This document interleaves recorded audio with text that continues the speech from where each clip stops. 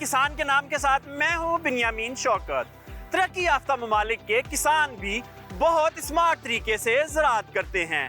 ज़ेरे काश रकबे में से कुछ हिस्से पर गैर रवायती फसलें लगाते हैं ताकि उनके फार्म का मुनाफा बढ़ सके।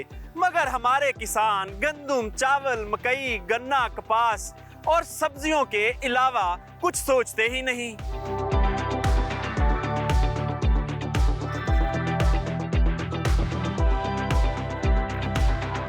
अंजीर की फार्मिंग एक गैर रवायती ज़री कारोबार है जो दीगर बागात के मुकाबले में ज़्यादा मुनाफा देता है। अंजीर की बैनुल-अक़वामी ट्रेड का हुजम 1.5 लाख टन से ज़ायद है। पाकिस्तान में मौजूद हालात होने के बावजूद हम अपनी ज़रूरत का अंजीर भी बैरून ममालिक से इम्पोर्ट करते हैं।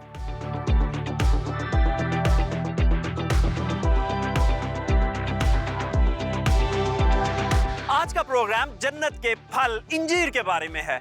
आज के प्रोग्राम में आपको इंजीर की प्रोडक्शन टेक्नोलॉजी बताई जाएगी और इसके बिजनेस मॉडल के बारे में पूरी मालूमात फ्राहम की जाएंगी और आपकी मुलाकात ऐसे अफराद से करवाई जाएगी जो पहले से ही ये कारोबार कर रहे हैं। इसके अलावा आपको फिग फेस्टिवल कलर कहार का भी दौरा करवाया जाएगा।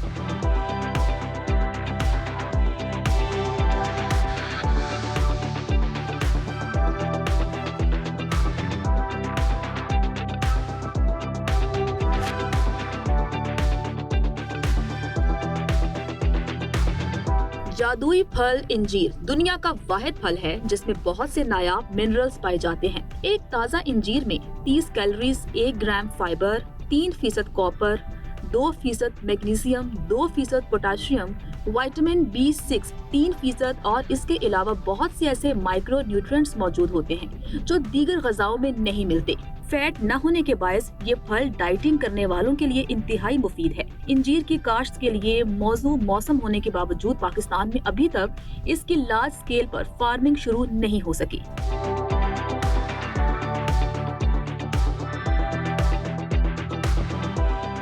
गुज़श्ता चंद सालों से सुपर फूड की टर्म दुनिया भर में इस्तेमाल की जा रही है और सुपर फूड में इंजीर सरे फहरिस्त है। अंजीर से न सिर्फ मुख्तलिफ बीमारियों का इलाज किया जा सकता है बल्कि ये इम्यून सिस्टम को भी स्ट्रॉन्ग करता है। आइए आपको इंजीर के मुख्तलिफ फ़वाइद बताते हैं। मादनी अज्जा, शक्कर, कैल्शियम, फास्फोरस और दीगर मिनरल्स की वजह से इंजीर निज़ाम इंहज़ाम को दुरुस्त करता है, जिगर और तिली को तक़वियत बख्शता है, कब्ज़ कुशा है, बच्चों की नशोनुमा में मुफीद है। दूध के साथ इंजीर खाने से ये रंगत निखारता है। एक तहकीक के मुताबिक ये फल खून के सुर्ख ज़र्रात में भी इजाफा करता है और जहरीले मादे खत्म करने में मददगार साबित होता है। हदीस नबवी सल्लल्लाहु अलैहि वसल्लम का महफूम है कि इंजीर जन्नत का फल है, इसे खाओ क्योंकि ये बवासीर को खत्म करता है और गैंठिया के दर्द में फायदा पहुंचाता है।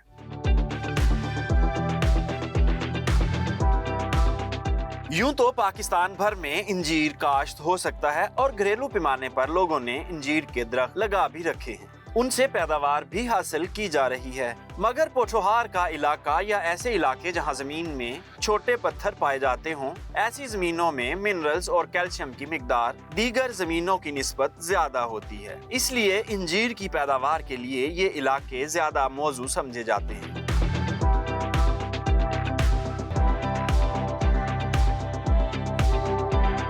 असिस्टेंट कमिश्नर कलर कहार साजिद मुनीर साहब हमारे साथ इस वक्त मौजूद हैं। उनसे पूछते हैं कि हुकूमत क्या इक़दाम कर रही है इस इलाके में अंजीर की ग्रोथ बढ़ाने के लिए। अंजीर के हवाले से अलबत्ता ये किया जा सकता है कि ये जो हमारा अमीर फार्म्स है इधर इन्होंने 4 to 5 एकड़ के करीब लगाया है, इसको पायलट प्रोजेक्ट के तौर पे हम ज़रूर लॉन्च कर सकते हैं ताकि बाकी तहसील में इसको जो है हम प्रमोट करें, अवेयरनेस दें और गवर्नमेंट के बाकी जितने हमारे जो महकमा जात हैं, चाहे वो एग्रीकल्चर डिपार्टमेंट है, बरानी रिसर्च इंस्टीट्यूट है, बाकी रिसर्च के जितने भी इंस्टीट्यूट हैं, उनको जो है हम एक पेज पे लेंगे और इसी तरह की हमारी ये कोशिश होगी सेमिनार्स करवाएं और लोगों को ज़्यादा से ज़्यादा अवेयरनेस दें और गवर्नमेंट जिस हद तक जितनी सपोर्ट कर सकती है वो करे। हुकूमत जो है इसको पायलट प्रोजेक्ट पे लॉन्च करके दूसरे किसानों तक पहुंचाएगी। इसमें हमारी ये कोशिश होगी, ठीक है, कि डीसी साहब की वसादत से कि ये इसकी प्रॉपर एक रिपोर्ट जो है हम जनरेट करके, ठीक है, जो मुतलका हमारा एग्रीकल्चर डिपार्टमेंट है उनको लिख के भिजवाएँ, और अपने जितने भी हमारे जो स्टेक होल्डर हैं, खासतौर पर गवर्नमेंट के जो इंस्टीट्यूट हैं,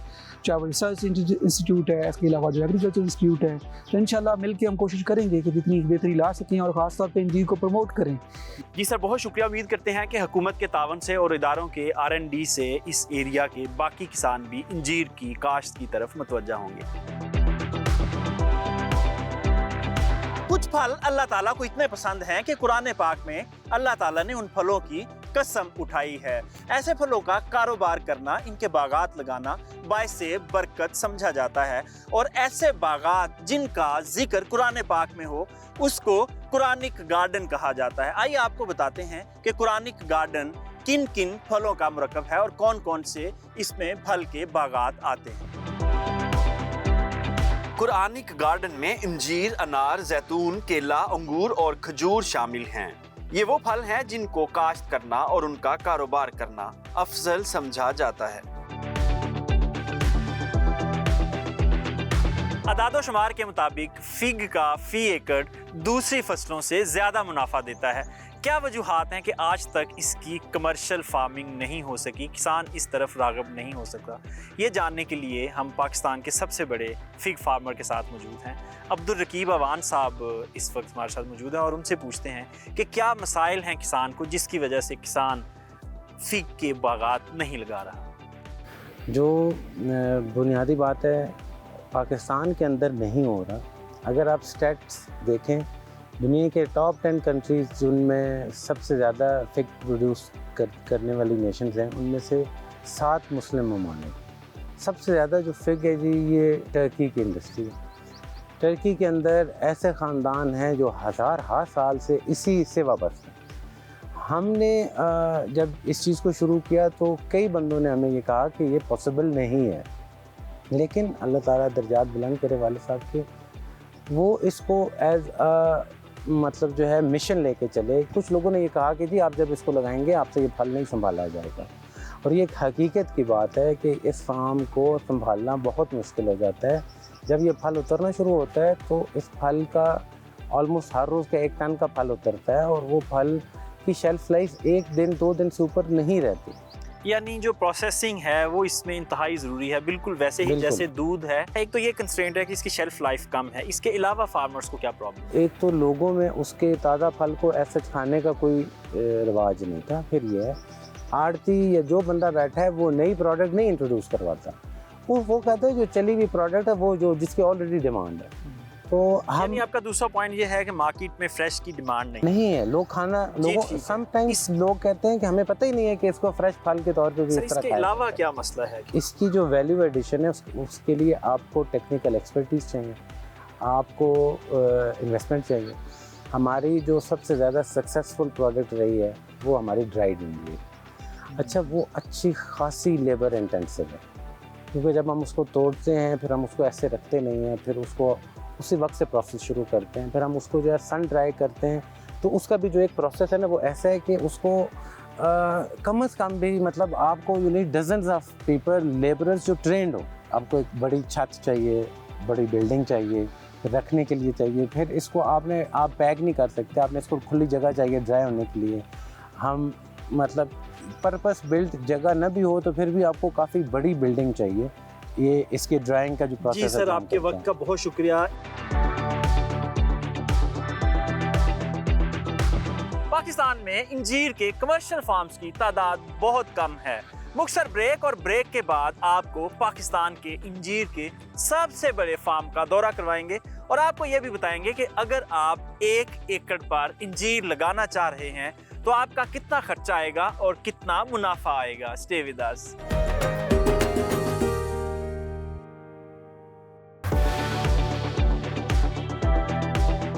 वेलकम बैक। पाकिस्तान में हुकूमती सतह पर अंजीर फार्मिंग के फ़रोग़ के लिए तो बहुत ज़्यादा इक़दाम नहीं किए गए, मगर प्राइवेट सेक्टर इसमें खातिर खा इक़दाम करता नज़र आ रहा है। आइए आपको एक कौमी फिग फेस्टिवल में लिए चलते हैं और वहाँ आपकी चंद फिग फार्मर से मुलाकात करवाते हैं।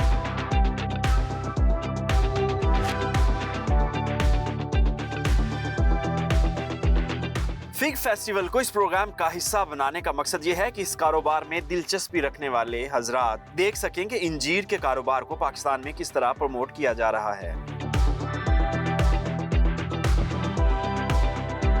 जी, आप देख रहे हैं कि इस वक्त तीसरे सालाना फिग फेस्टिवल का इफ्तिताह कर दिया गया है और इस वक्त रिबन कटिंग सेरेमनी हो रही है और जो चीफ गेस्ट हैं वो यहाँ मौजूद हैं। आइए उनसे पूछते हैं कि इस फिग फेस्टिवल का क्या मकसद है। अस्सलाम वालेकुम। बिस्मिल्लाहिर्रहमानिर्रहीम। ये बड़ी खुश आइंद बात है कि अमीर फार्म जो है ये किसानों की रहनुमाई के लिए ये हर साल जो है ना ये फिग जश्न मनाया जाता है। तो इसमें जहाँ पे लोगों को एक ऑर्गेनिक फिग मिलती है खाने के लिए, वहाँ पे इस इलाके के अंदर जो फसलें उगाई जाती हैं उसके बारे में भी उनको रहनुमाई मिलती है कि कहाँ से बीज हासिल कर सकते हैं, कहाँ से ज़मीन और पानी का तजिया करवा सकते हैं और कौन कौन सी वैरायटीज़ इस इलाके के लिए सूटेबल्स हैं। इसके अलावा यहाँ पे पूरे पंजाब से जो है ना हमारे एक्सपर्ट्स आए हैं जो कि अपने फील्ड के माहिरीन हैं, वो किसानों की रहनुमाई के लिए यहाँ पे दस्तयाब हैं। ये एक बड़ा इंफॉर्मेटिव सेशन है और जहाँ पे आप एंजॉय भी कर सकते हैं और इन्फॉर्मेशन भी ले सकते हैं। बिल्कुल, आपकी काविशें जो हैं वो बिल्कुल नज़र आ रही हैं और ये जो सारा आपने मेला सजाया हुआ है ये किसानों की रहनुमाई के लिए। लेकिन ये फरमाएं कि क्या वजह है कि आज तक पाकिस्तान में फिग की प्रोडक्शन प्रमोट नहीं हो सकी, हम आज भी इंपोर्ट कर रहे हैं।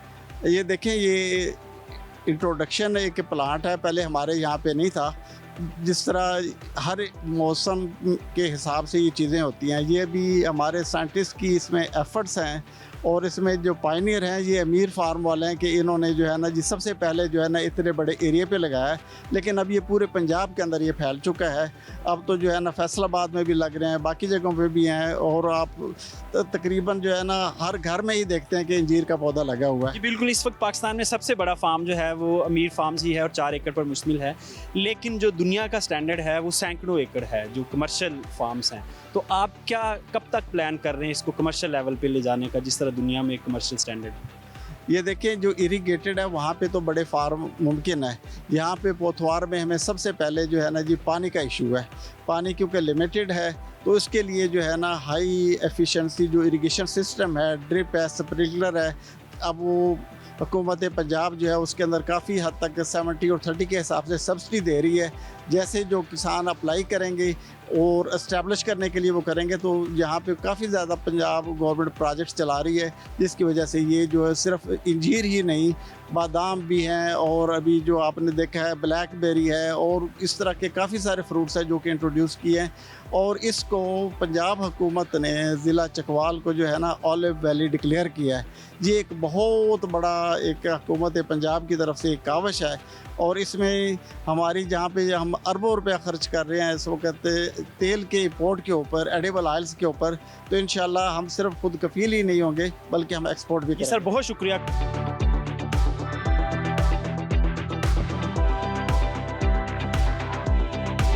नेशनल फिग फेस्टिवल में इस वक्त हम एक स्टॉल पे मौजूद हैं जहाँ फिग की मुख्तलिफ प्रोडक्ट्स रखी गई हैं। ये आपको उनका तारुफ करते हैं। सबसे पहले ये देखें जी, ये आपने एप्पल जैम देखा होगा, स्ट्रॉबेरी जैम देखा होगा, लेकिन ये इंजीर जैम है और इसके मेजर इंग्रेडिएंट में सिर्फ इंजीर और बाकी प्रिजर्वेटिव्स शामिल हैं और ये बड़ी ज़बरदस्त चीज़ है जी। हमने टेस्ट किया है और इसका टेस्ट भी बड़ा अच्छा है। और ये देखें, ये मुरब्बा है, इंजीर का मुरब्बा बनाया गया है, बिल्कुल जैसे हम सेब का और गाजर का, बाकी चीज़ों का मुरब्बा खाते हैं, तो ये इंजीर का भी मुरब्बा बनाया गया है। इसके अलावा जी ये एक अद्वियाती शरबत बनाया गया है जो मैदा के अमराज, जिगर के अमराज, भूख को बढ़ाता है। ये है शरबत जी, ये आपने पानी में डाल के ये बनाना होता है और ये इंजीर का शरबत है, शरबत अंजीर। ये फिग का मुरब्बा है जी, फिग का मुरब्बा। और ये जैम है, डबल रोटी पे लगा सकते हैं। इसके अलावा किसी भी चीज़ में जैसे हम नॉर्मल दूसरे जैम इस्तेमाल करते हैं, बिल्कुल उसी तरह ये जैम इस्तेमाल किया जा सकता है। इसका टेस्ट चेक करते हैं। ये जो आपको नज़र आ रहा है ये खुश्क किया हुआ इंजीर है, ये खुश्क किया हुआ है और इसको भी आप खा सकते हैं। बहुत ज़बरदस्त है, हेल्थ के लिए बड़ा ज़बरदस्त है। सर आप फिग फेस्टिवल में आए, यहाँ से क्या सीखा, क्या लर्न किया आपने? अल्हम्दुलिल्लाह जी, मैं पहले भी 2-3 विज़िट कर चुका हूँ तो मुझे इसके बारे में ज़्यादा इस तरह अवेयरनेस है कि मैंने ना इस पे कुछ तजर्बात किए हैं।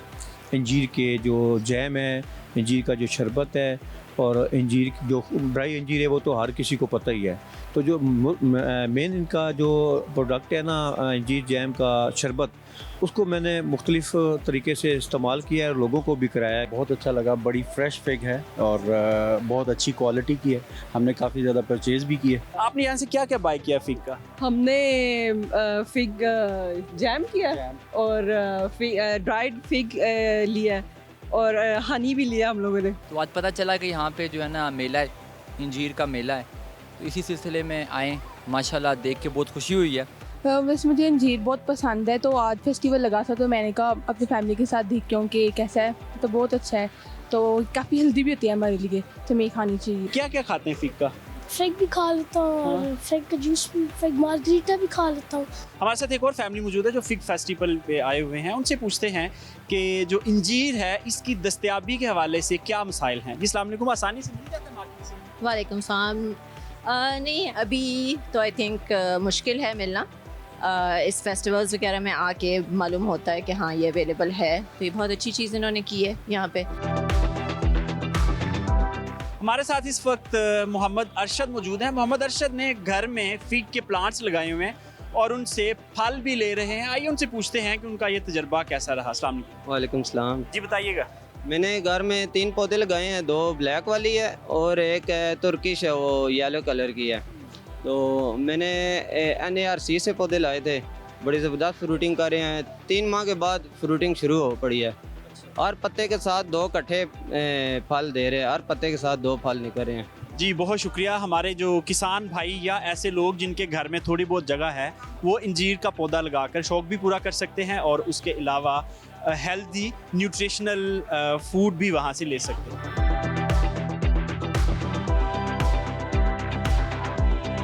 हमारे साथ इस वक्त अरशद मुगल साहब मौजूद हैं। उनसे पूछते हैं कि इस एरिया में जो इंजीर की काश्त है वो मज़ीद कैसे बढ़ सकती है। अस्सलाम वालेकुम। जी वालेकुम सलाम जी, thank you very much.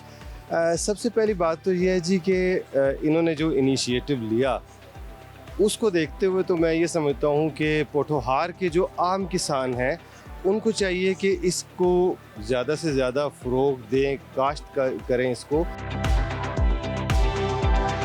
Fig festival में पाकिस्तान भर से लोग विजिट करने आए हुए हैं। इसमें बड़े हाई प्रोफाइल लोग हैं। इस वक्त अयूब रिसर्च इंस्टीट्यूट के डायरेक्टर डॉक्टर साजिदुर रहमान हमारे साथ मौजूद हैं। उनसे पूछते हैं कि इस तरह के इवेंट इंजीर की पैदावार में किस तरह मावन साबित हो सकते हैं। अस्सलाम वालेकुम। वालेकुम सलाम। जी सर फरमाइएगा, इस तरह के इवेंट किस तरह मावन साबित हो सकते हैं? जी सर, ये जो जिस तरह हमने अंजीर का मेला यहाँ पे ऑर्गेनाइज़ किया गया है, इसमें एक तो सारे स्टेक होल्डर्स इकट्ठे हैं, बशमूल साइंटिस्ट और फार्मर्स। हमारा जो की कंपोनेंट है स्टेक होल्डर्स में से, वो भी यहाँ पे मौजूद हैं। तो जितना भी इस पे हमारा फिग के हवाले से और दूसरे इस बारानी इलाके के हवाले से जितने भी हमारी रिसर्च हो रही है वो यहाँ सब डिस्प्ले की गई है और सारे स्टॉल्स यहाँ पे लगे हुए हैं। हमारा बारी चकवाल का भी स्टॉल है, ऑलिव के स्टॉल भी हैं और वैल्यू एडिशन के स्टॉल्स भी हैं। और यहाँ का हमारा जो सबसे बड़ा इशू है सॉइल इरोजन का है, तो उसके लिए हमारा साकरी का स्टॉल मौजूद है जो फार्मर्स को गाइड किया जा रहा है। तो इसका बीइंग द रिसर्चर हमें सबसे ज़्यादा बेनिफिट ये होता है कि हमें फीडबैक मिलता है इस तरह के एवेन्यूज़ देख के, इस तरह के वेन्यूज़ पे आके। चूँकि फार्मर्स भी हैं यहाँ पे, इंडस्ट्री के लोग भी मौजूद हैं, तो उनकी क्या रिक्वायरमेंट है और उनको क्या मसाइल पेश आ रहे हैं जो कि हम रिसर्च के ज़रिए हम हल कर सकते हैं। तो रिसर्चेबल इश्यूज़ हमें यहाँ पे जो है तलाश करने में मदद मिलती है और फिर हम अपने R&D बोर्ड्स की मीटिंग्स में और रिसर्च प्रोग्राम्स डेवलप करके इन फार्मर्स के मसाइल को फिर हम एड्रेस करते हैं। डॉक्टर साहब बहुत शुक्रिया। यकीनन इदारे और किसान मिलकर जब काम करेंगे तो हम इंजीर इंपोर्ट करने की बजाय एक्सपोर्ट करने की पोजीशन में आ जाएंगे। इंजीर फार्मिंग की कामयाबी के लिए ज़रूरी है कि किसानों को इसकी मुख्तलिफ बीमारियों और हशरात का इल्म होना चाहिए ताकि किसी हशरात या बीमारी की अटैक की सूरत में बर वक्त इलाज किया जा सके। मुख्तसर ब्रेक और ब्रेक के बाद आपको माहिरीन के पास लिए चलेंगे जो फिग की मुख्तलिफ बीमारियों के बारे में बताएंगे और इसकी प्रोडक्शन टेक्नोलॉजी पर बात होगी। स्टे विद अस।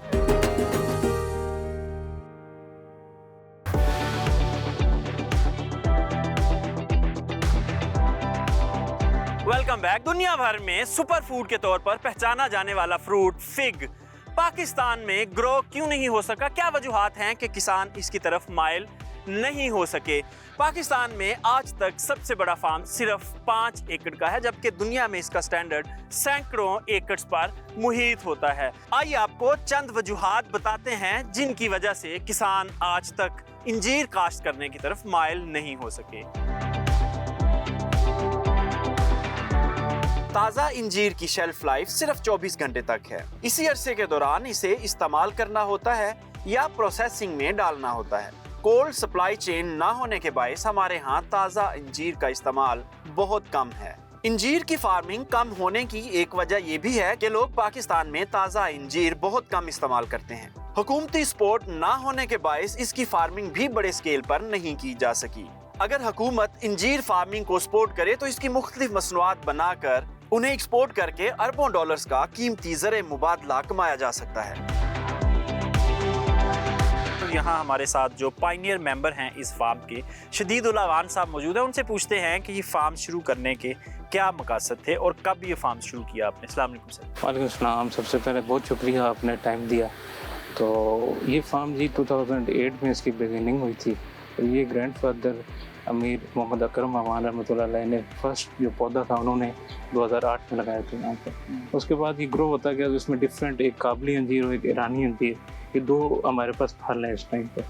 तो 2014 में इसके हमने बाई प्रोडक्ट्स बनाना शुरू किए, जिसमें आपका फिग जैम आ जाता है, फिग सिरप आ जाता है, ड्राइड फिग आ जाती है, और एक इसमें शरबत भी जो है फिग का वो भी शामिल है। तो इस सारे प्रोसेस में इसको हम बढ़ाते गए। इस वक्त आप देखें तो काफ़ी एरिया पे वसी पैमाने पे इसकी प्रोडक्शन हो रही है। तो आप क्या समझते हैं, आप इन मकासद में कामयाब हो चुके हैं और फ्यूचर में प्लान्स क्या है? माशाल्लाह जी काफ़ी हद तक कामयाब हो चुके हैं। आज जिस तरह आपने तीसरा मेला कवर किया, तो आप खुद इस चीज़ के शायद हैं कि कितने पब्लिक, कितने बंदे इस चीज़ से अवेयर हो चुके हुए हैं कि लोग अपने अपने घरों में हमसे कलमे लेकर छोटे पॉट्स में लोगों ने अपने घरों में जी लगानी शुरू कर दी है। जी साहब, बहुत शुक्रिया। अल्लाह करे आप अपने मकासद में कामयाब हों और ये जो जन्नत का फल है इसको पाकिस्तान भर में फैलाया जाए और इसकी जो बरकतें हैं वो तमाम लोग समेट सकें। इंजीर की काश्त पाकिस्तान भर में हो सकती है, मगर पोठोहार का रीजन इसकी काश्त के लिए बेहतरीन इलाका तस्वुर किया जाता है। यहाँ पैदा किया गया इंजीर दुनिया भर में मकबूल तरीन इंजीर हो सकता है, क्योंकि इस मिट्टी में कैल्शियम की मिकदार ज़्यादा है और कैल्शियम की मिकदार ज़्यादा होने से यहाँ अच्छी क्वालिटी का इंजीर पैदा हो सकता है। मगर बदकिस्मती से हमारे तहकीकी इदारों ने आज तक कोई ऐसी वैरायटी इंट्रोड्यूस नहीं करवाई जो अच्छी प्रोडक्शन दे सके, इसलिए पाकिस्तान इंजीर पैदा करने वाले ममालिक की फहरिस्त में बहुत नीचे आता है। आइए आपको 5 बड़े इंजीर पैदा करने वाले ममालिक के बारे में बताते हैं। दुनिया भर में तुर्की 3 लाख टन सालाना पैदावार के साथ पहले नंबर पर है। मिस्र 1.6 लाख टन सालाना पैदावार के साथ दूसरे नंबर पर, अल्जीरिया 1.3 लाख टन के साथ तीसरे नंबर पर और ईरान 70,000 टन के साथ चौथे नंबर पर मौजूद है और मोरक्को 59,000 टन के साथ 5वें नंबर पर। वतन अजीज इंजीर की पैदावार में अभी किसी भी रैंकिंग में नहीं आता।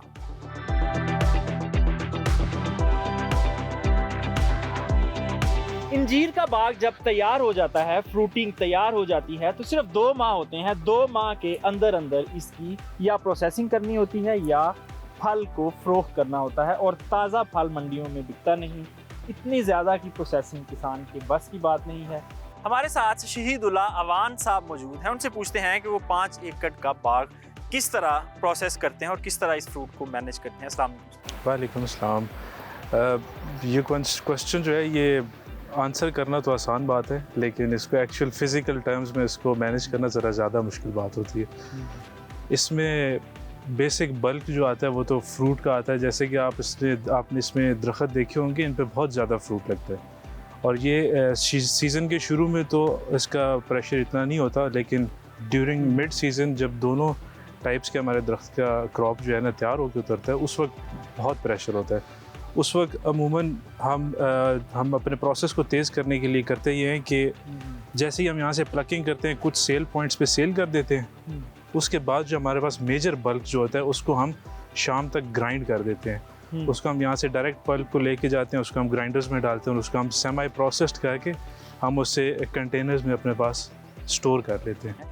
जो 1 एकड़ बिजनेस मॉडल है, अगर उसकी बात करें तो 1 एकड़ में कितने प्लांट्स लगते हैं और वो कितनी देर में तैयार होते हैं और फी प्लांट कितना फल उतरता है? इसका मैं आपको पेट एक आंसर नहीं बता सकता, वो इस वजह से क्योंकि इसमें अप्रॉक्सीमेट 1000 कैटेगरीज हैं अंजीर में। हर प्लांट की एक अपनी खसूसियात हैं, किसी का घेराव ज़्यादा होता है, किसी का घेराव कम होता है। आपने बाग में देखा होगा हमारे पास यहाँ पे 2 किस्में लगी हुई हैं, एक काबली है, एक ईरानी है। ईरानी आपने देखा होगा उसका फैलाव बहुत ज़्यादा है, वो इतना ज़्यादा है कि हमें खुद नहीं समझ आती कि मैनेज हम किस तरह करें। उसकी प्रोनिंग के बाद भी स्टिल उसका फैलाव वैसे इतना बढ़ जाता आपके है। तजर्बे के मुताबिक कौन सी वैरायटी पाकिस्तान में ज़्यादा कामयाब है? हमारा ज़्यादा एक्सपीरियंस दूसरी वैरायटीज़ के साथ है नहीं। हमारा ज़्यादा एक्सपीरियंस है इस ब्लैक मिशन फेक के साथ। इंग्लिश में इसको ब्लैक मिशन फेक बोला जाता है। ये मीठा बहुत ज़्यादा होता है लेकिन इसकी शेल्फ़ लाइफ कम होती है बाकी अक़साम के, अगर हम उसमें कंपैरिजन में रखें इसको तो। लेकिन ये स्वीट होता है और इसकी जो शुगर कंटेंट्स हैं और जो प्रोटीन कंटेंट्स और फाइबर कंटेंट्स हैं वो ज़्यादा होते हैं बाकी टाइप से। ये एरिया इसमें 250 प्लांट लगा हुआ है, 50 से 60 पौधे, लेकिन बेहतर यह है कि आप उसमें फासला थोड़ा खुला खुला रखें उसको, क्योंकि जब सीज़न पीक पे आता है तो इसका घेराव बहुत बढ़ता है इस पौधे का। सर एवरेज फी प्लांट जो है वो कितनी पैदावार देता है एक साल में? ये ऑन एवरेज एक सीज़न के अंदर एक पौधा 300 से 350 के बीच में केजी फ्रूट देने का काबिल होता है। जी सर, आपके वक्त का बहुत शुक्रिया, आपने मालूमाती बातें किसानों को बताई। किसान भाई, ये इसकी प्रोडक्शन टेक्नोलॉजी थी और एग्जैक्टली अगर आप भी ये काम करना चाहते हैं तो यही स्टेप्स हैं जो आपको फॉलो करना पड़ेंगे। दीगर फसलों और बागात की तरह इंजीर में भी हशरात और बीमारियों का अटैक हो सकता है। कौन कौन सी बीमारियां हैं और उनका इलाज क्या है और हशरात को कैसे कंट्रोल करना है, ये जानने के लिए इस वक्त हम एक साइंसदान के पास मौजूद हैं। उनसे पूछते हैं कि इनकी आम बीमारियां कौन सी हैं और उनका क्या इलाज है। अस्सलाम वालेकुम। वालेकुम अस्सलाम। अंजीर के ऊपर कोई बहुत ज़्यादा बीमारियों का अटैक नहीं होता। इसके ऊपर डाउनी मिल्डियो का इस दफ़ा अटैक देखने में आया है, तो उसको आसानी से कंट्रोल किया जा सकता है। एक प्रिवेंटिव अगर स्प्रे कर लिया जाए तो इसको आराम से हम कंट्रोल कर सकते हैं। उसके लिए नेटिवो का स्प्रे आप कर सकते हैं। वो एक ब्रॉड स्पेक्ट्रम फंजीसाइड है जो ढेर सारी बीमारियों को कंट्रोल कर सकती है। अच्छा, इसकी अलामात क्या है इस बीमारी की? इसकी अलामत ये है कि जो पत्ते होते हैं उनके निचली साइड पे धब्बे से आपको नज़र आते हैं। तो वो जब धब्बे नज़र आने शुरू हो जाएं तो उस टाइम से कोशिश करें कि उससे पहले ही आप स्प्रे कर लें, प्रिवेंटिव स्प्रे कर लें। अच्छा कील साहब, ये बताएं कि इसको हशरात कौन कौन से अटैक करते हैं? इसके ऊपर फ्रूट फ्लाई का अटैक होता है, क्योंकि फ्रूट फ्लाई आपने देखा होगा जिस तरह से अमरूद के ऊपर अटैक करती है, इस फ्रूट के ऊपर भी अटैक करती है। तकरीबन हर जो फलदार पौधा है उसके ऊपर उसका अटैक होता है। तो उसको 2-3 तरीके हैं उसको कंट्रोल करने के। एक तो हम फेरोमोन ट्रैप्स लगा सकते हैं अपने बागात में। अगर हम फेरोमोन ट्रैप्स का वो लगाना शुरू कर दें तो उससे हम इसकी पॉपुलेशन को कंट्रोल कर सकते हैं। उसके अलावा हम इसके ऊपर एक स्प्रे होता है ट्राइक्लोरोफॉन का, वो अगर कर लें तो उससे भी कंट्रोल हो सकता है। तीसरा है कि फ़ीमेल फ्लाई, क्योंकि वो इसको अटैक करती है, ज़्यादा डैमेज जो करती है फ़ीमेल फ्लाई करती है। तो उसके लिए हम प्रोटीन हाइड्रोलाइजेट या एक सिंपल तरीका है कि आप पर्सन की बोरियों के 1-1 फुट के पीसेस लें, तो 1 एकड़ में 3 से 4 जगह पे उन पीसेस को आप रख दें। उसके ऊपर सिंपल गुड़ का शीरा बना के वो उसके ऊपर डाल दें और उसके ऊपर ट्राइक्लोरोफॉन डाल दें। जी अकील फिरोज साहब, आपके वक्त का बहुत शुक्रिया। इंजीर की काश्त पाकिस्तान भर में हो सकती है। हमारी ज़मीनें इंजीर की काश्त के लिए मौजू हैं। मेहनती किसान, ज़रख़ेज़ ज़मीनें और सरकारी इदारे होने के बावजूद हम ऐसा फल जो पाकिस्तान में उगाया जा सकता है बाहर से इंपोर्ट कर रहे हैं। ये हम सब के लिए लम्हा फिक्रिया है। मुख्तसर ब्रेक और ब्रेक के बाद ज़रूरी हालात हाज़रा, मंडियों के भाव ताव और मौसम की सूरत हाल। स्टे विद अस।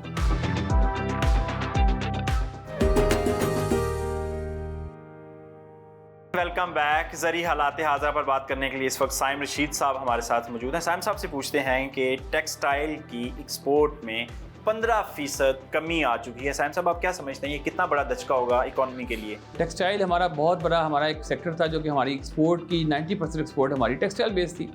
उसमें अगर 15% कमी आ रही है, इसका मतलब कि ओवरऑल हमारी एक्सपोर्ट में 12 से 13% कमी होगी और हमें एक बहुत बड़ा धचका फाइनेंशियल पहुंचेगा। अब इसकी कमी की वजूहत क्या हैं, उन पर अगर हम बात करें तो लिस्ट करें, सबसे बड़ी वजूहत इसके अंदर महंगी एनर्जी जो सी है, जिसकी वजह से मिल्स का अंदर जो प्रोडक्शन है वो वायबल नहीं रही, उनके लिए अब compete करना मुश्किल हो चुका है पाकिस्तान की इंडस्ट्री के लिए, इतनी महंगी बिजली लेकर वो पैदावार दे। दूसरी बात ये है कि यार्न काटन की जो पैदावार कम हुई, हम 14 मिलियन बेल्स से 4 मिलियन बेल्स पे आ गए, तो हमें अपनी इंडस्ट्री के लिए जो सालाना कितनी यार्न जो धागे के लिए आपको कॉटन बेल्स इंपोर्ट करनी पड़ती हैं, जो कि दुनिया में उसकी रेट पाकिस्तान की कॉटन से महंगा है, उसकी वजह से भी एक फाइनेंशियल लॉस बर्डन आप पे आ रहा है। ना सिर्फ हमारा इंपोर्ट बिल बढ़ रहा है बल्कि हमारी जो उनकी पैदावारी लागत है वो बढ़ती जा रही है। सर साहब, आप क्या समझते हैं कि गवर्नमेंट को किस तरह बेल आउट पैकेज देना चाहिए इस इंडस्ट्री को? देखिए, इसमें ना मुख्तलिफ तजावीज़ एक तो ये है कि बेल आउट पैकेज ऐसा है कि फ़र्स्ट ऑफ ऑल हमें इनको एनर्जी सस्ती देनी चाहिए। एनर्जी सस्ती देने के लिए इनको फ़िक्स रेट इनकी प्रोडक्शन के हिसाब से दे रहे हैं कि जो मिल जितना रेवेन्यू जनरेट करेगी, एक्सपोर्ट का ऑर्डर लेके आएगी, उसको उस मिल को उसी हिसाब से आप यूनिट डिस्काउंट दें। मतलब ये डायरेक्ट ना दें हर को, लेकिन जिसकी उसकी ना उसका सक्सेस स्टोरी देख के दें कि अगर किसी मिल का $400 मिलियन की एक्सपोर्ट है उसको, और एक $4 मिलियन की एक्सपोर्ट वाले को आप बराबर रेट मत दें। दूसरी बात ये कि इन मिल्स के अंदर आप इनको सिर्फ टेक्सटाइल मिल्स के साथ साथ जितनी भी आपकी इंडस्ट्री है जहाँ पे आपका पोटेंशियल बहुत ज़्यादा है, इसका एनर्जी का सोर्स बहुत ज़्यादा लगता है, इनको आप solar panels duty free import करने की इजाज़त दें इन इंडस्ट्री के लिए। ये अपने सोलर पार्क लगाएं जिनमें 2 मेगावाट, 4 मेगावाट, 5 मेगावाट के पार्क लगाएं, दिन के टाइम प्रोडक्शन होती है, इनको कम से कम आप ये दें। इस वक्त सोलर पैनल बड़े अच्छे आ चुके हैं, सोफिस्टिकेटेड आ चुके हैं। अगर इंटरनेशनल दुनिया में देखें तो 900 वाट तक का सोलर पैनल भी आ चुका है, जो कि कम एरिया में आज से अगर देखा जाए 3 साल पहले के सोलर पैनल के मुकाबले में उतने ही रकबे में 3 गुना ज़्यादा पैदावार दे रहा है। साइम साहब, जो टेक्सटाइल सेक्टर है इसका एक प्रॉब्लम ये भी है कि बाहर से इंपोर्ट करनी पड़ती है महंगी कॉटन, तो पाकिस्तान में कॉटन को किस तरह बढ़ाया जा सकता है? इसकी पैदावार फी एकड़ कैसे बढ़ सकती है? एरिया कैसे इंक्रीज़ हो सकता है? देखिए, कॉटन की आपकी 2012-13 तक जो पैदावार थी आइडियल थी, उन्हीं पॉलिसीज़ को आप नाफिज अमल करें। इसमें सबसे पहले तो ये है कि अच्छी जो कॉटन की वैराइटीज़ हैं अगर हमें इंपोर्ट करनी पड़ जाएँ, हम मिस्र से, इजिप्ट से इंपोर्ट कर सकते हैं, गर्म इलाकों से। उसके बाद आप इसमें जो कॉटन का, कपास का जो आपका कल्टीवेशन एरिया है वहाँ पर आपने इस वक्त राइस, धान को और शुगर केन को प्रमोट कर दिया है, तो ये इंतहाई ज़्यादा जुल्म है।